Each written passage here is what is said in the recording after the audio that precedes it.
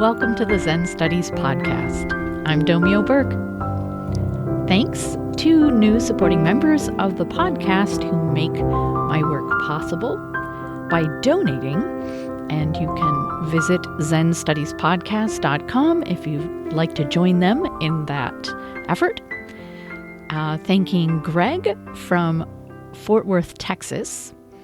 And now there's a few pronunciation challenges for me this week, and I hope Forvo was right in its guidance. Thank you to my listeners from across the pond, Herbert from Bad Ischl, Austria, Thais from Utrecht in the Netherlands, and Tony from Basingstoke in the UK. Before I get started on this episode, I want to say that I regret using the term Hinayana in a couple of my previous episodes. A listener wrote to me a ways back asking me not to use the word because it's historically been used to disparage Theravadan Buddhism as the lesser vehicle by Mahayana, the greater vehicle.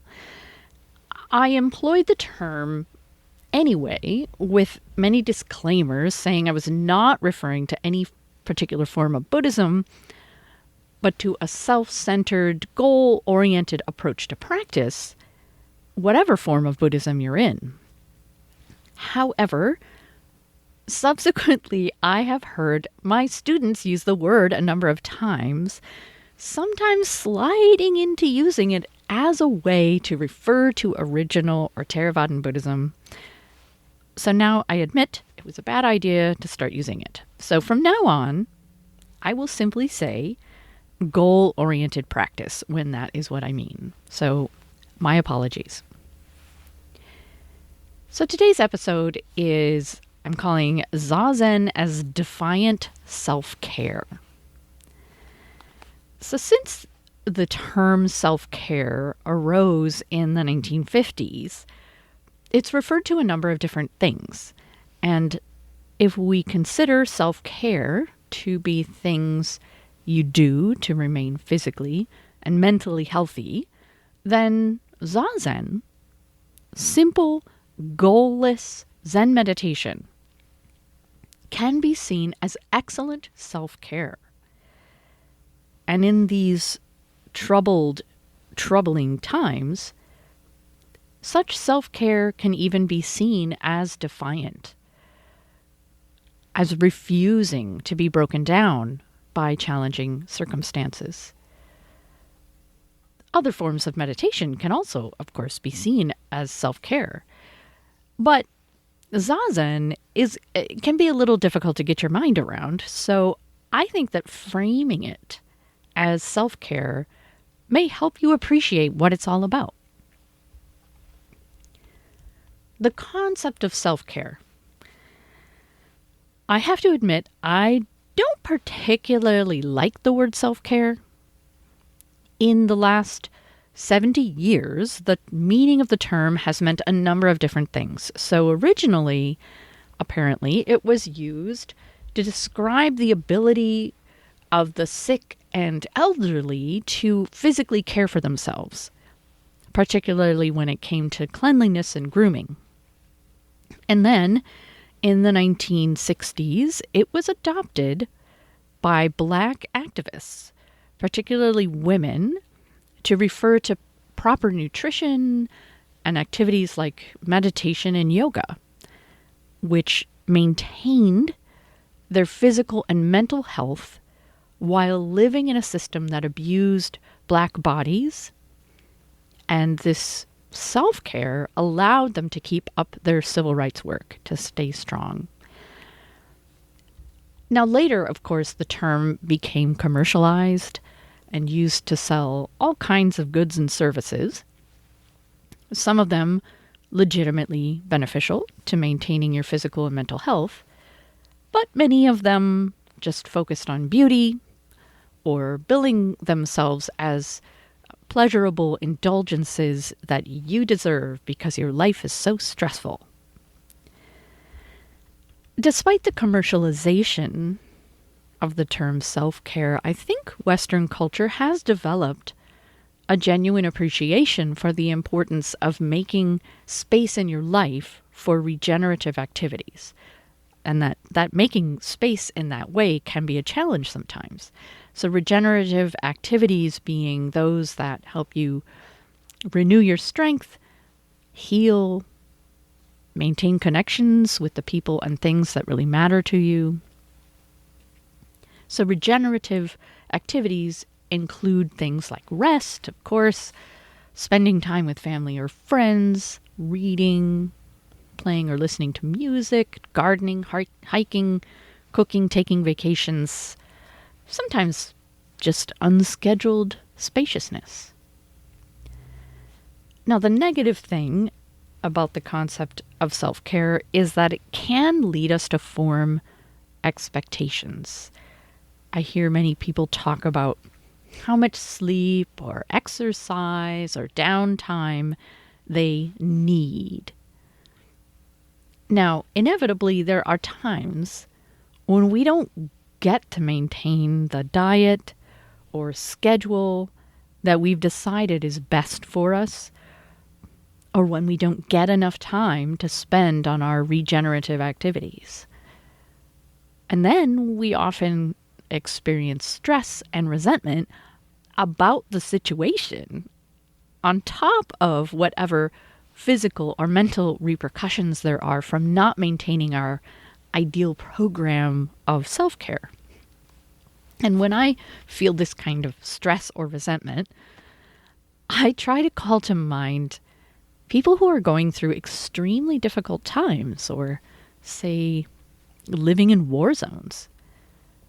Such people are busy surviving and taking care of whatever and whoever they can, and probably rising to the task much better than they expected they could.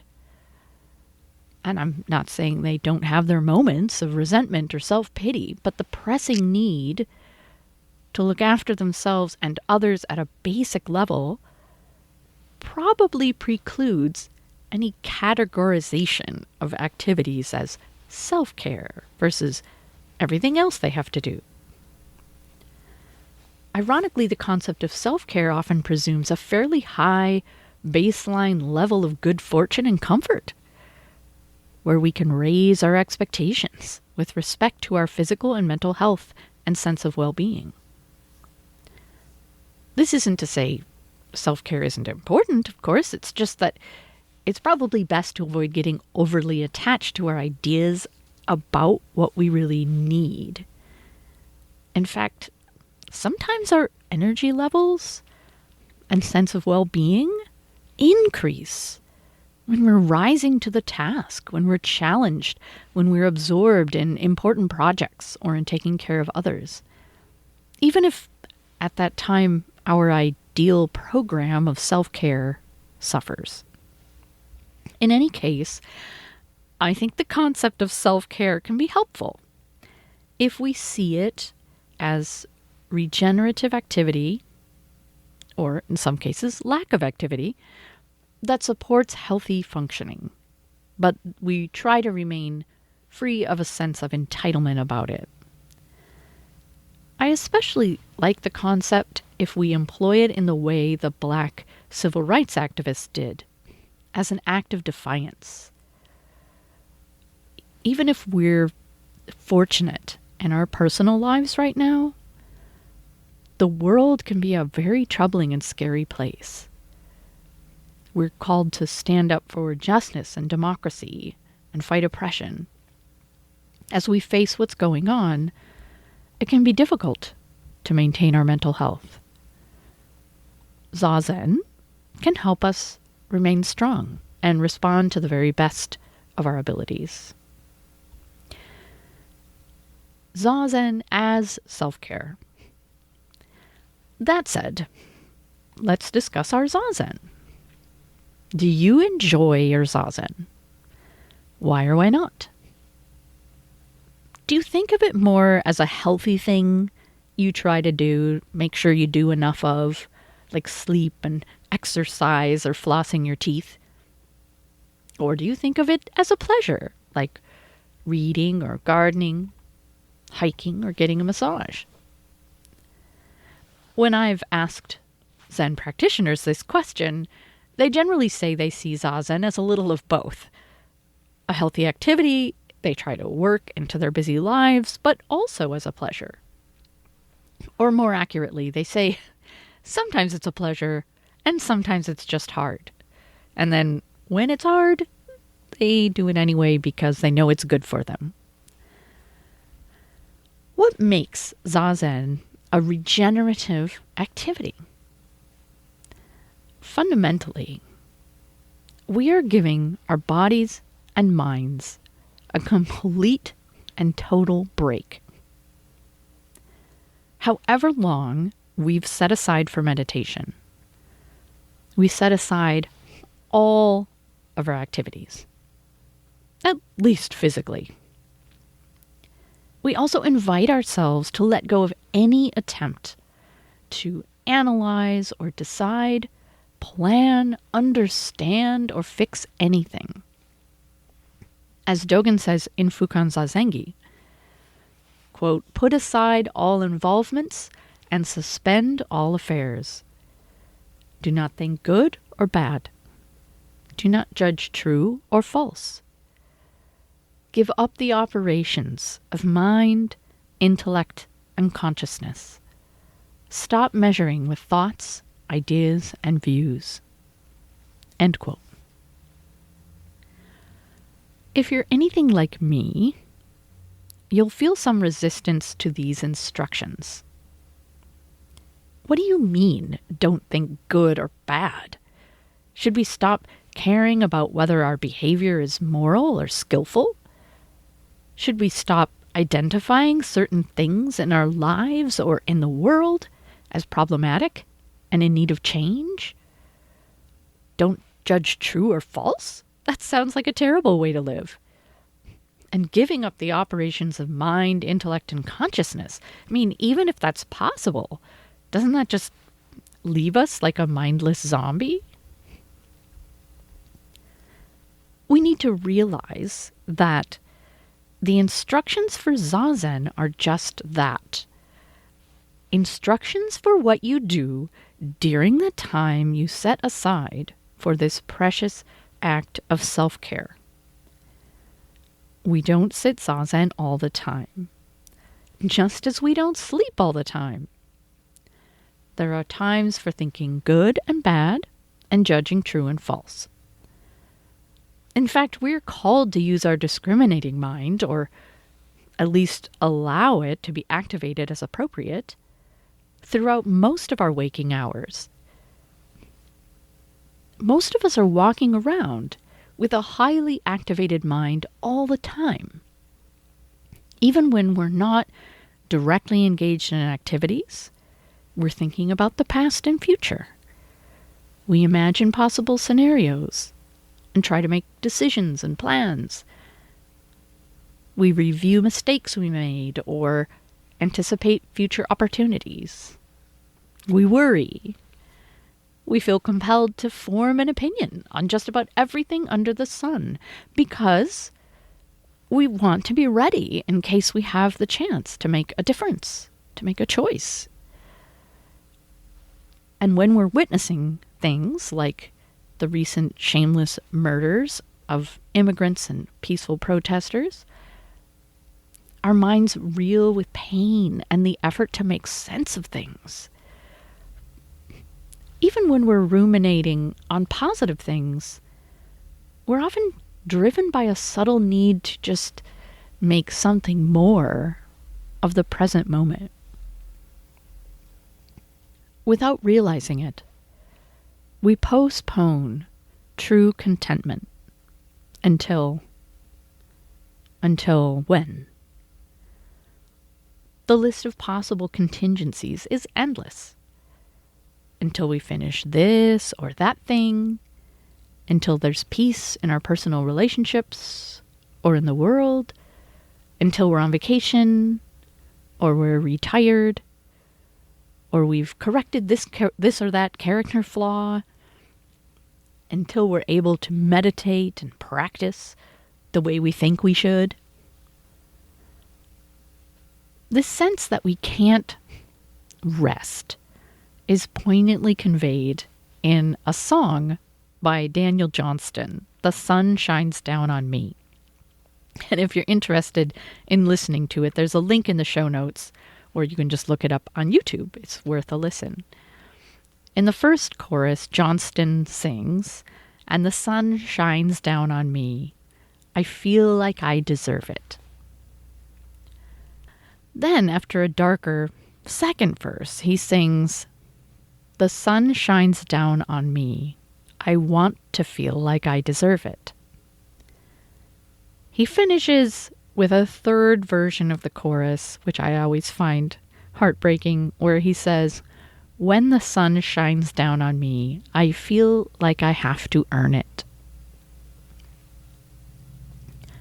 How often do we feel like we have to earn even the warmth of the sun? It's very easy to become weighed down by our myriad responsibilities. We want to work hard, pull our weight, take care of our families. We want to be a good parent, spouse, child, sibling, friend. If we're not working to maintain our health by eating a healthy diet and exercising, we probably feel guilty about it. We aspire to make wise and compassionate consumer choices within a system increasingly dependent on the exploitation of people and resources. We want to stand up against injustice and work for a better world. Our almost infinitely long to-do lists can easily make us feel stressed, even when we're supposed to be resting or enjoying ourselves.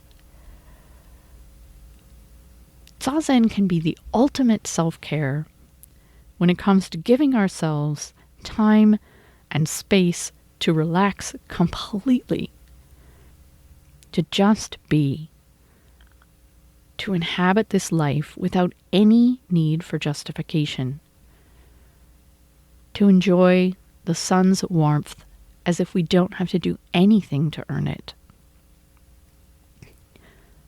Dogen describes Zazen as the Dharma gate of joyful ease. We may not always feel joy or ease while sitting, but we give ourselves a chance to taste unconditional contentment by letting go of everything as much as we can. If we taste some contentment, we don't expect to hold on to it when we get up from the meditation seat and meet the challenges of our lives, but the experience strengthens and informs us.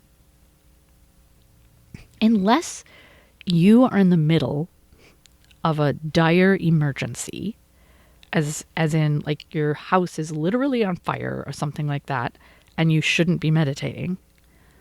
So unless you're in that kind of situation, you can afford to give yourself a complete and utter break in Zazen. No matter what is going on, even if your life is going to hell in a handbasket, for that period of time, you don't have to figure anything out, evaluate anything, plan anything, or fix anything. Naturally, your mind is likely to start doing those things despite your intention to put everything down, because to some extent, worrying is its job. And then whenever you realize that is happening, all you have to do is relax and invite yourself to let go and just be for 5 minutes or 10 minutes or half an hour or an hour. You can sit and just appreciate being alive. The whole world will be waiting for you when you get up from Zazen. And you'll be in a better state for meeting it. Learning to love Zazen It would be great if we could learn to enjoy Zazen the way we enjoy taking a stroll in the woods, basking in the sun, or settling down for an afternoon siesta. Realistically, there will be many times when our Zazen experience is dominated by physical or mental discomfort or by drowsiness, and we just make ourselves do it because it's good for us. No matter how much you love Zazen, for example, in the middle of a 5-day meditation retreat, there are inevitably going to be sitting periods which feel like an endurance test and nothing more. Still, even when Zazen isn't pleasant, we can relax around that. No matter how we frame Zazen, it's difficult not to create an idea about how it's supposed to be and then aim for that ideal. If we think we're supposed to feel at ease, we can become frustrated because we don't feel at ease. It's essential to realize that we're also letting go of any effort to achieve a certain kind of meditation experience. If we're aiming to give ourselves a complete and utter break and just be, it doesn't make any sense to conclude that we have to earn the warmth of the sunshine by being happy and calm in our Zazen. This just adds good Zazen to our to-do list. All we have to do when our Zazen experience isn't what we would like it to be is accept that. Just sit calmly in the middle of your crappy Zazen. The moment you fully accept your situation just as it is, there is perfect Zazen. You can feel something shift and relax. You get a taste of unconditional contentment, and perhaps a glimpse of how the content and flavor of your experience is just the landscape of Zazen. Unless you're familiar with sitting, the instructions for Zazen may sound like a recipe for a session of unsatisfying mind wandering or dozing. If you're not trying to do anything at all, won't habit energy just dominate and waste your time? To be honest, this is what happens quite frequently, although it's debatable about whether this makes your meditation a waste of time. When we realize our mind is wandering or we're slipping into dullness, all we have to do is nothing. Remember, we're giving ourselves a complete and utter break, including any expectations about being a good meditator. What's surprising is how regenerative and wonderful this doing nothing can be. Zazen is dedicating time and space to your deeper self. The self with a capital S, the self which is complete and lacking nothing, which needs to do nothing to deserve the sunshine. Next time you sit, instead of chasing away thoughts or straining to concentrate, see if you can just connect with your universal self. It wants to enjoy the stillness, the freedom from doing. It has nothing to say and has no agenda. Making time and space for your universal self is excellent self-care. And in a troubling world, it can even be seen as an act of defiance, keeping you strong despite all the challenges you face. That's it for this episode. I will be back soon with a new one. I hope you'll tune in. Thanks for listening.